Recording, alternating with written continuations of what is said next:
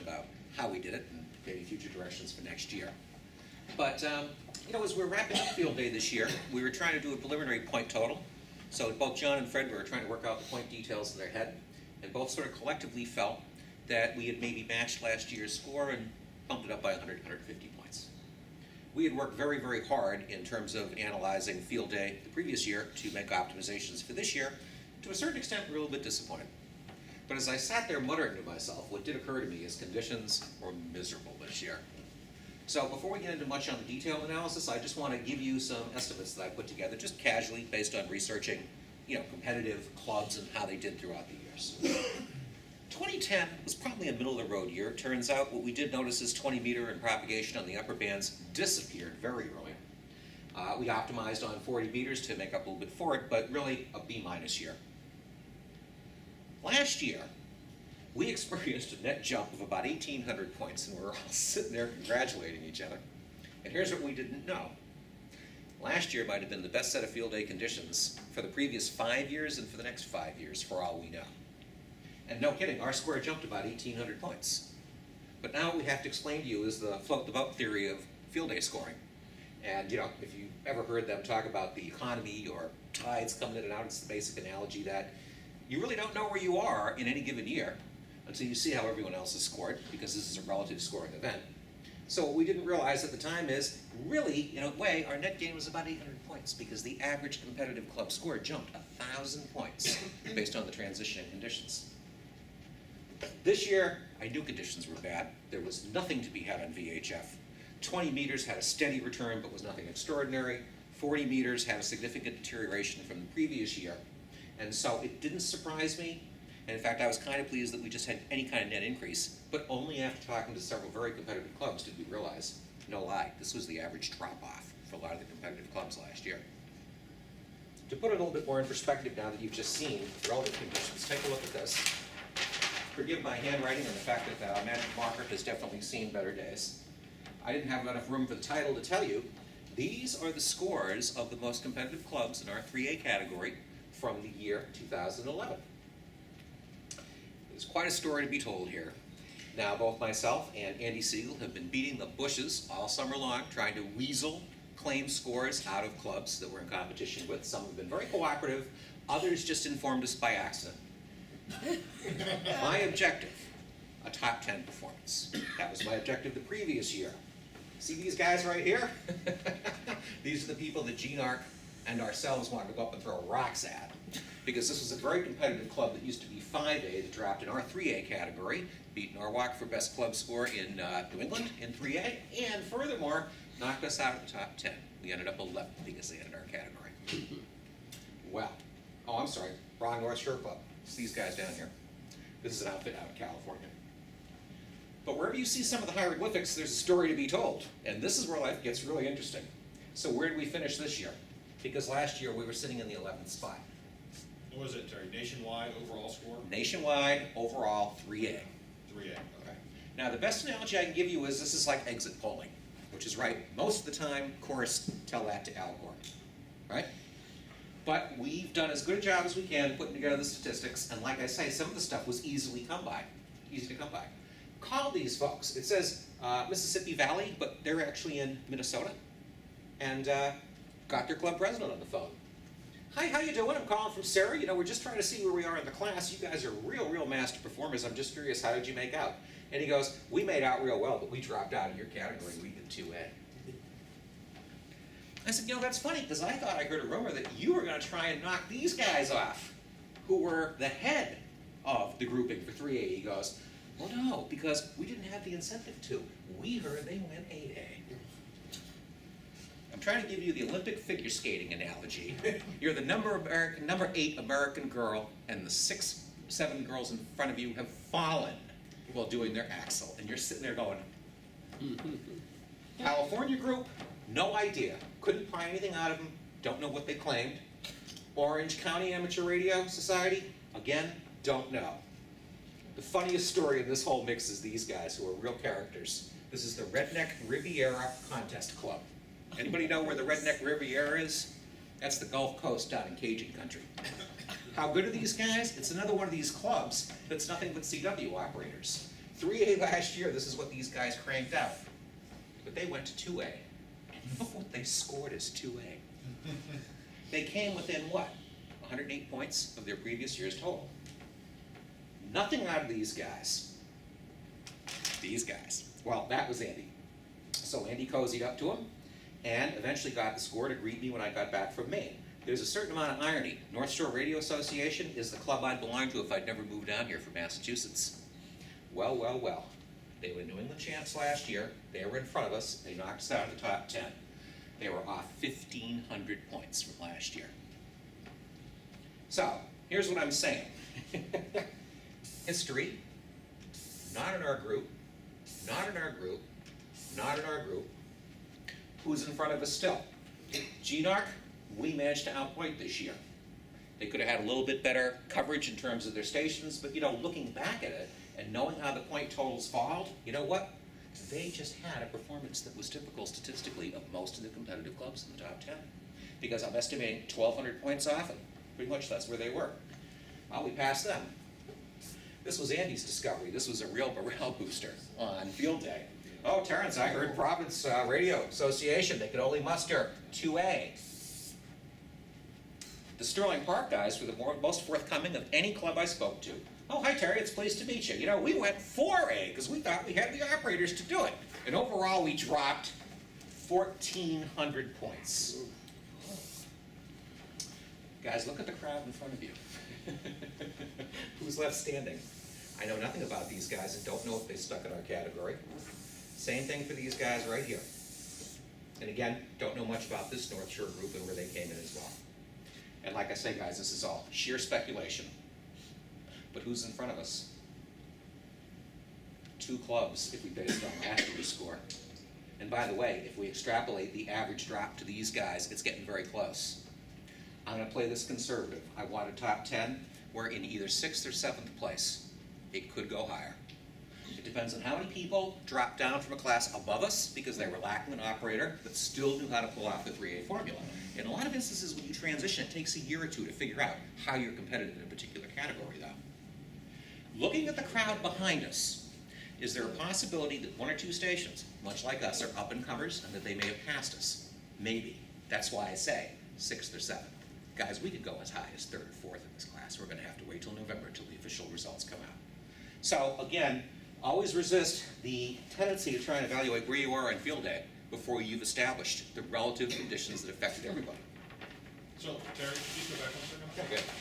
So the interesting thing is, you look at all the clubs that you've crossed out, Yeah. and they've all dropped points compared to last year. Right.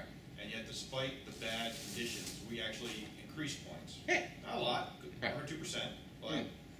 we increased, and I think that shows a lot to the club. Oh, I think so. Actually shows a lot that. Well, now I'm going to give you the theory of the 5 fanatics.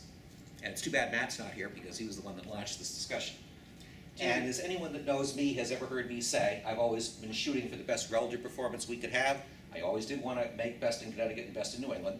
Never had any particular desire to pass our brother club out in GNARC. And in fact, I'd be just as happy if they finished in 1st and we finished in 2nd, because I'm more concerned with where we are overall. But Matt always had a chip on his shoulder regarding these guys. In 2007, he asked me, is there any way we could ever be in a position to beat those guys? And I said, well, let me rephrase it. Are we ever going to be in their category? I said, what I really need to do is get a core nucleus of about 5 fanatics to train with everything I can impart to them, have them bring their own enthusiasm, and when we get to that point, we'll be in a position to challenge them and challenge for Connecticut and New England. I'd like to introduce my 5 fanatics. Andy, who I get to give this award. There's no democracy involved. Most valuable player for the club this year. Thank you very much. We're going to talk about the point-scale differential, where we lost it and where we made it up, CW operation and the digital operation are what put us over the top. Fanatic number 2, captain of our 40-meter station, John Solomon. And are you still hearing that voice recorder in your head? Actually, I got on the radio the other day and I actually called Whiskey when I got Whiskey. it. Did you really? I press that button every now and then just to hear the listen. Now, the other fanatic number 3 was a guy that I just out and out stole from another club, but he belongs with us. He lives in Stamford. I'm sure Bridgeport's been cursing my name ever since I commandeered Adam I'm sorry, Adam out from underneath him. And thank you very much, Adam. Good work. The GOTA operation takes tremendous patience. Tony was with us running it last year and this year. Now, what we are going to do, though, is I'll promise a day's worth of yard labor to his wife to liberate him for this year's field day. I will also circle the calendar and send her pestering emails and put murals up on her door describing when field day is going to be this year. But there's fanatic number 4. Fanatic number 5, our club president, John, who has found a way to stick a pitchfork in our rear end every year after every field day to urge us on to do more. And Matt, if he was here, the theory worked. What do we got in mind for next year? And a little bit more analysis for this year as well. How do these categories work? I actually don't know. 3A says that we're simultaneously running 3 stations on the air. So we had 2 sideband stations, a CW station, and a digital that basically worked between the seams, borrowing time from those operations. But what it also gives us for free, and we fully max this out, is the ability to have a GOTA station for free, not counted against the number, and a VHF station against the total of 3 and not counting the overall number. We could have done a little. I'm sorry? The letter just indicates what kind of power you're running on. Yeah. So yeah, in our case, we are just a simple 3A on the double multiplier because we're 150 watts or less. You can go up to a full kilowatt, but then your point multiplier drops in half. We could have had a few more points out of the GOTA tent this year, but just a quick explanation. Conditions were rotten. The GOTA tent's operated by a bunch of novice to beginning operators, most of whom put in, by the way, as much time as they did in the previous year. The only problem was the QSOs were not there, and that could be discouraging. Where did we make it up? In the CW operation. I don't have the exact numbers, but what was it? A gain of about 125 CW QSOs over last year? Sound about right? Yeah, that sounds right. Which, guys, doesn't sound like a lot initially, but translates to 500 extra points. That was what brought us to equilibrium with the GOTA operation, and then John's effort to incorporate the digital operation was what also established sort of a net point gain that made up for the loss in GOTA. So, overall, a very good effort. Couple changes, just briefly, and where we intend to go for next year. Leonid's departure has put us in an interesting situation. It's going to be difficult to keep up the CW total, but I'll pledge once again to start work on my CW for next year and hopefully join Andy as part of that operation. And a tribute to Leonid, really. I did get to know him over time. I have a couple cute stories about him, but we live in a very materialistic world. This is Fairfield County, Connecticut. Take one lesson from this man's life. Learn to be happy with the little. That was the thing I think that most impressed me about him. The first year he worked with us on field day, he was in the CW tent that was located right next to the old trailer. He was there all night, except I didn't know it. I didn't know it until I moved my lounge chair back a foot while I was in the CW tent, making maybe a dozen contacts, and I heard an ouch. He looked down, and without benefit of a blanket, a pillow, or a mattress, there was Leonid at the boundary of the CW tent, fast asleep with his head cradled in his arms. And so that began the tradition of me bringing a sleeping bag and a pad and a pillow for him every year. I don't take death lightly. Those of you know me, my mom passed away in June. So I don't mean to make light of a situation like that, but I will say this. If you believe in the cowboy analogy, you're dying with his boots on, right? 225 CW QSOs, net contribution, 900 points. Said to be something, there's something to be said for that as a ham radio obituary. We want to get back to try and maximize the GOTA scores. We're going to have a few handicaps. Among other things, Tony's had enough abuse, he would like to do some real operation this year. We'll put you down for a couple hours, but we'll need to split up this effort. We'll need to recruit a new generation of GOTA operators. My daughter has a real job. She has retired. Can we leave her voice on the voice Nicole, recorder? stand up a minute. The new voice of the voice recorder for the Stanford Amateur Radio Association. There she is. We need wives, children, grandchildren, and winos off the street. If necessary, I will buy the Ripple wine. All right? Ernest's contribution to all this. We're blowing the budget on field day. I will still endorse the notion that we feed the crew that puts up the antennas with pizza, and that we subsidize the purchase of food for the all-night crew for Sunday, but there's a good possibility we will be going to potluck for next year to try and economize. Folks, that's the way we used to do it in the past, and it worked very successfully. Of course, I'll also point out that we used to have a couple of chefs and a couple of volunteer firemen in the group back in those days. But give some thought to what you can bring next year. A lovely boost, Paul Danzer's TA-33. I want mine back. It's going on the roof, hopefully before the winter. So imagine I get a call from Bill LeBrandy followed by an email that says, Paul's giving away his TA-33, go get it. For those of you who don't know, there's a tri-band beam. Beam antennas are very good for distance communication, for getting further than you might otherwise get. And the point is, it's an exact duplicate of the antenna we currently use, mine, which I'm taking back. His has been up for 38 years and is still in superb condition. We're going to have Andy do a look over and make sure everything's okay. I just want to remind you, by the way, that if any of the traps come up, belly up, remember that I've got a full set of traps that were sitting up in Ernest's attic for the TA-33 without the cross brace or the mounting fixtures. And we got everything off of Paul Danzer's roof. So Bill gets some credit for this, but the main guy to be congratulated on this effort was Adam, who gracefully got up on that roof, disassembled the thing so we really didn't have to break it down into component parts. And my role was reduced to holding onto the chimney with one hand on a wildly slow roof, occasionally passing him a tool, throwing a bolt into the famous coffee can, or supporting the boom. I don't mean to tell you, I was scared like a leaf while I was up there. And Adam, of course, was walking around like he was on flat ground, right? Casually. He's amazing. Couple of suggestions. This is a major Adam suggestion that we'd like you to all consider. We do still need to increase some operator experience, train a few more sort of A1 style operators. What the club's going to do is make an effort to introduce you, if you want, to contesting.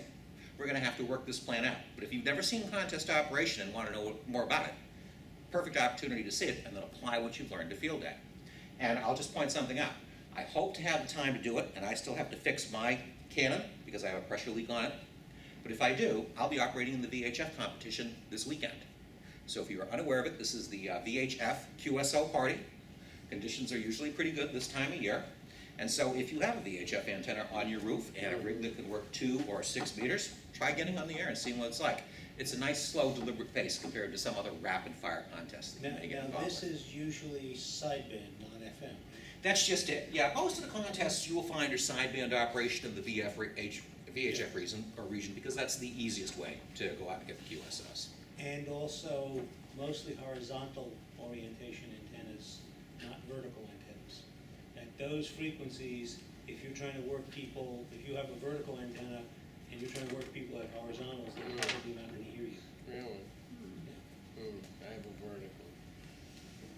And then if we really do good, then the following year, what we're going to do, and this is just a practical joke to Gene Arc that used to invite us when we were a smaller club, to join them as a satellite operation on field day so they could win some grandiose national competition. If all goes well next year, we break 10,000 points. I'm going to personally call up Hugo and say, we'd like you guys to join us to supply manpower at our site over here in Stanford. Would you be willing to do it? Although, honestly, I never had any prejudice against doing that, and had we not rallied in the manner that we had, I was fully prepared to throw in with those guys.